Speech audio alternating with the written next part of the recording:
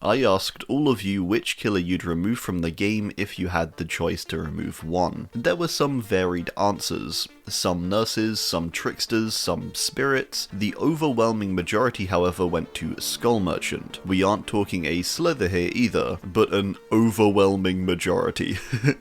I've mostly avoided talking about her over the past year and since she was added, but I thought finally I would give it my shot. A study on why exactly she is so hated. How is it possible the community as a collective manages to hate this character so much? We've had controversial and polarizing chapters before, but never ones to this degree. So, what's different? I want to be fair when judging Merchant. I'm not the biggest fan of the character, but I'm going to give her a fair shot here, and do my best to take into account all of her elements. It starts out in early 2023, and I honestly always cite the start of her hate not even beginning with her chapter, but before her, Forged in Fog. If the chapter before another's release is bad, it can go one of two ways. Anything above decent and people are happy, saying it's better than the last chapter at least. Anything below decent and people are furious, because now that's 2 chapters in a row they didn't like. This 1-2 punch though of 2 chapters that generally seem to flop just sort of did it for a lot of people, I think. A disappointing chapter followed by an even more disappointing chapter. Going back even further, which I do think is worth looking at, we had 2 chapters back to back that sort of revived the game a little. Roots of Dread felt like a great return to the game's horror roots, and was received well. Then we got Resident Evil Project W, considered by many to be the game's best chapter. I think this was also a contributing factor. 2 well-loved chapters followed by 2 poorly received ones, which sort of just makes the poor ones seem even poorer. It's worth keeping in mind that this disappointment felt by the player base for Tools of Torment was definitely partially caused by the player base and their expectations. Upon the first teaser trailer, most seemed certain it was some kind of cyborg or futuristic character of some kind. This was primarily because of the tools and high-tech stuff in the trailer. This led to a lot of assumptions, and I think people sort of overhyped themselves or convinced themselves it was something entirely different when all we'd actually seen, leaks aside, was a short trailer that revealed basically nothing. This has sort of happened before too. When a Binding of Kin's trailer released, people thought it was licensed and potentially a Left 4 Dead witch, and so when it wasn't, people were more disappointed, I think, when they saw the twins. People's expectations for some kind of cyborg were more something the community had decided would be cool based on the character's name. This isn't to say that the cyborg futuristic tracker people wanted isn't a cool idea, but the trailers hadn't revealed enough yet to confirm anything close to this. I will say on the other hand though, the trailers definitely depict this chapter as being dark and having futuristic elements, so I get why the conclusion was reached also. Whilst this was still a disappointing character, I do think the disappointment was accentuated by the fact that people had theorized something completely different and set their mind on it, when the information really was fairly limited at the time. This in combination with the trailer not representing the character too well, I think, which is something we'll discuss as we go on and throughout the video. That's my main issue with Merchant, is how her tone is all over the place, and she all around lacks consistency from her visuals to her power. The next thing I want to tackle is her visual design, because this is where I think the initial division around her and hate toward her was caused. People think she looks silly, she doesn't fit the game, and her design doesn't make sense. I do think people are right about this too, not entirely, but I do definitely agree in many ways. Her main outfit doesn't really make sense for her, I think, and the fact that it's how she's presented at base often leads to people sort of misunderstanding her, or just being generally confused with what the character is going for. This extends too to the outfits, which lots of people also don't like. They think, again, they look silly, they don't fit the game, some people say they're overly sexualized, and stuff like that. I personally don't mind the outfit she has, and I actually think pretty much any one of them would have been a better base outfit,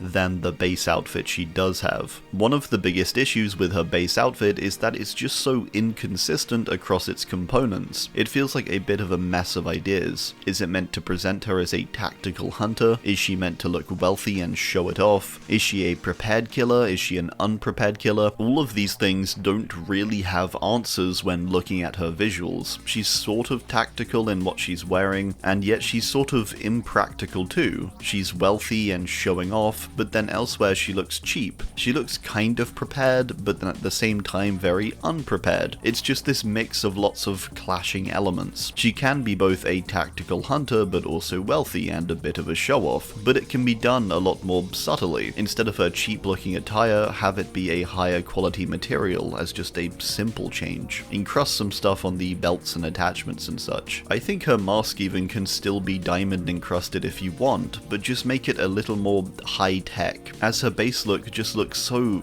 sort of cheap and unprofessional despite it being encrusted with diamonds. You think should have the money to kind of make something a bit higher quality. Circling back, I do think most of her outfits work well for the character, but her base one really doesn't. Pretty much all the purchasable outfits manage to combine the elements of her character and do so much more seamlessly. These outfits actually make her look kind of scary, whilst showing off her wealth, but also her tech and her preparedness. They all suit the character and the backstory. It makes more sense, if anything, that she construct these more complicated and flashy outfits for her CEO hunts, because she loves to do it. She has a ton of money, and she clearly enjoys luxury, taking an entire base of operations around with her, filled with a fancy suite. These outfits I really don't think are the problem, and are actually pretty spot on to how she's presented. A wealthy person who enjoys taking and hunting down CEOs whilst dressing up as a manga character. You might not like that separately as a concept, but her bonus outfits definitely encapsulate it better visually. A lot like many of the characters in the realm, she enjoys doing what she does. She's practically living a fiction, so it makes sense that not everything makes sense. A bit like Trickster being more performative, I think they should have taken the same route here,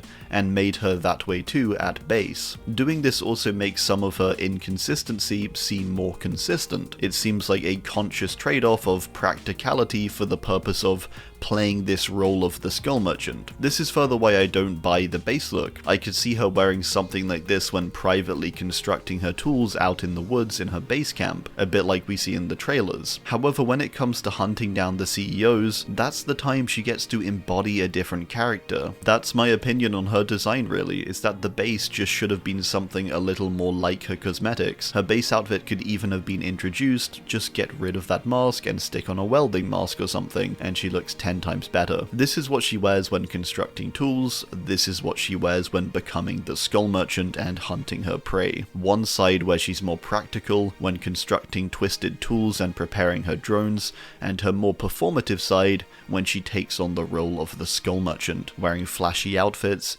and making use of her high tech. That makes more sense to me. I'm not saying everyone would be okay with this either. We know from more colourful characters like Trickster that they're not everyone's thing, but that's okay. Even for those who don't like Trickster though, you can't really deny that he's not presented consistently as a K-pop idol and part-time killer. Inconsistency, I think, is what takes Merchant's design from being disliked to hated. The next reason for people disliking her is her power. Since her release to the game, she's been talked about non-stop. Her release date was admittedly very unhealthy, and I think very few would debate that. In the space of a year, she had multiple reworks and overhauls to her add-ons. That doesn't happen normally for a character, and would not have happened if the character was healthy. She's had more attention on the balance side of things than many much older characters, and in a much shorter span of time. I think this was partly down to just how loud the community was in regards to Merchant, even though she wasn't even being played that much, and still isn't really. The few games people did encounter her were enough to get people to complain. In the early days, this was largely because her strategy was to camp an area with her drones, and usually hold a 3-gen. 3-genning was already kind of an issue at the time, with the meta revolving around kicking generators. This amplified her as a problem, and I think she was one of the big reasons why the gen kick meta eventually came to an end. Circling back to the start of the video too, I don't think it helped that Knight released before her, because he too was also sort of a a 3-gen character upon release. Merchant was just a lot worse. I do think though that her power and the dislike for it does go beyond just 3 gens. I remember during the PTB, people actually praised a lot of her elements, like the new minigame with the arrow keys when disabling a drone, and even the ability to track around the map with a scanner, I think is something people generally like, so there definitely were positives. However, these were two very small things in a sea of mostly negative things surrounding the power. The other thing I think people don't like about the drones is many just don't really understand them fully, and I do think it's partly down to how many changes they've had. I've spoken to people relatively recently who still thought the drones performed the same way they used to. Some people don't know that you can avoid the drones by staying still or crouching. A lot of people I think are still in the mindset of the old Merchant, and nowadays don't even really realize that she's different and she can't hold a 3-gen like she used to. This is partly down to the fact that, a bit like Twins, there's actually not too much coverage on her when it comes to people playing her or providing guides, and again I think this is partly down to the fact that she's changed so much over the past year. It's a lot for people to keep up with, especially if they don't care in the first place. With her movement away from 3-gens too, I think she's gotten a lot more complicated, which will actually just lower the chances of people playing her. If I was new to the game, visual design aside, Merchant would probably be one of the last characters I would try out. When looking at her power description, it's just a bit too much to be honest. Complexity doesn't have to come in the form of just lots of stuff. Billy is complex, Wesker is complex, Blight is complex, but you can explain their powers in about a sentence or two. For Merchant, her power description has so many numbers and status effects, it just feels a bit confusing I think. Compare this even to Singularity, who people say is too complex or has an overly complicated description, and I think it's a lot clearer. When I asked my audience to categorize the killers last year, I think it was very clear that people didn't know what Skull Merchant was meant to be as a character. What role is she meant to fill? Of the 9 categories available, my audience classified her as belonging to 6. The majority of the characters got 2 or 3. Some others did get as high as 5, but she was the only one to get 6, and was actually quite close to a 7th. That's a decent representation I think for people's confusion at what she's even meant to be doing with her power. She's kind of a bit of everything. A bit like her visual design, it's a bit of a clash of elements that don't always work the best together. So when given the option on how to play her, many people just opted for the simplest one, which was 3 gens. She was and is perfectly capable of being played in different ways, as almost a trap character or a stealth character, or even more map control and chase-based character.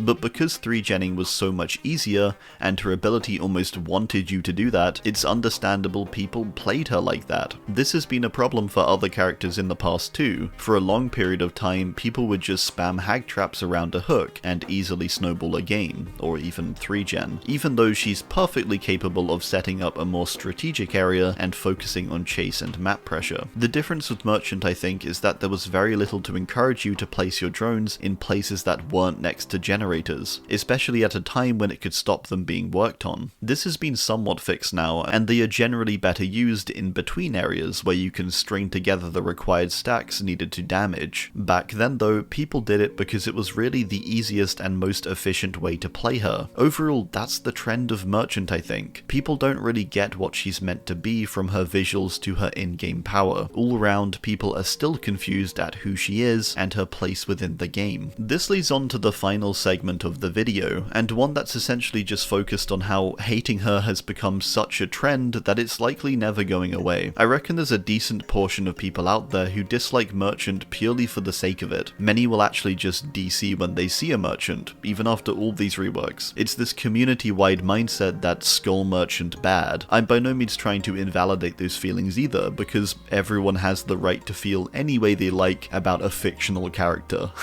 This sort of ongoing hate has happened elsewhere. Some people still react this way to Legion, say, or even Trickster. Unfortunately though, like it or not, she's here to stay. If the character or power isn't your thing, that's okay I think, but I do think it's an overall unhealthy mindset to just say plainly, I will never like her, especially if you DC every game in which she's in.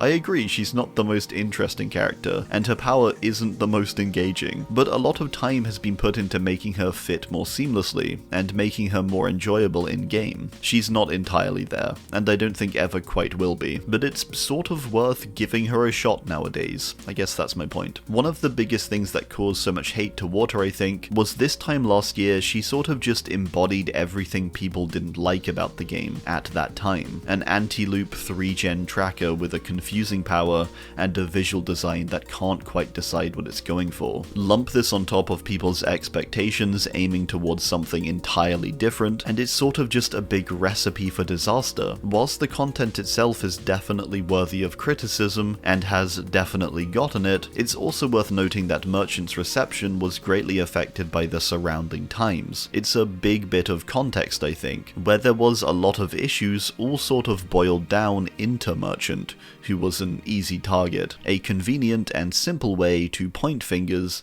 at what was wrong.